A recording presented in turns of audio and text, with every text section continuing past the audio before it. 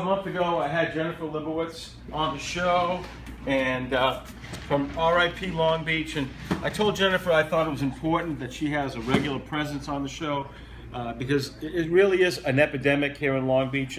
And Jennifer, talk about some of the important coming events and things people in the Long Beach community should know about.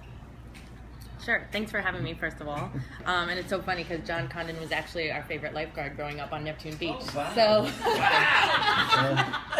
So that's really cool to see him.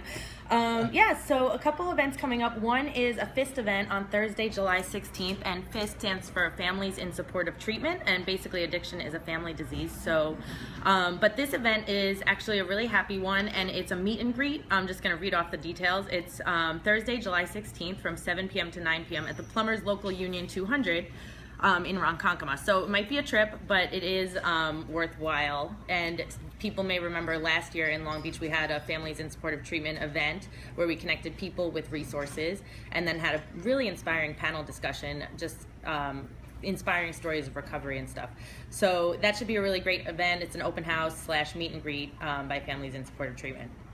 And then the next event that we wanted to tell everyone about, just give a lot of advance notice, is October 15th. So I know it's a while away, but there's going to be a Narcan training right in Long Beach. And Narcan is something that helps a lot of people. It's like what people use in the emergency situation where someone has overdosed to bring them back to life. So it gives people a chance to recover. And there's a Narcan training because you can get your own Narcan kit for free by coming to this event, again, October 15th, and we'll have more details as that gets closer. And that's thanks to Donna Pisacano Brown. I want to give huge props to her for arranging that. Good friend. Oh, really? Oh, that's awesome. So yeah, Donna set that all up and should be great. So those are two upcoming events that we have going on, and we just want to keep spreading that message that there is hope and there is help. And anyone can feel free to message our page anytime. We're at facebook.com/riplongbeach. And, you know, it's obviously we keep it confidential. If you want resources or somebody that you need to talk to about anything, you know, feel free. Okay.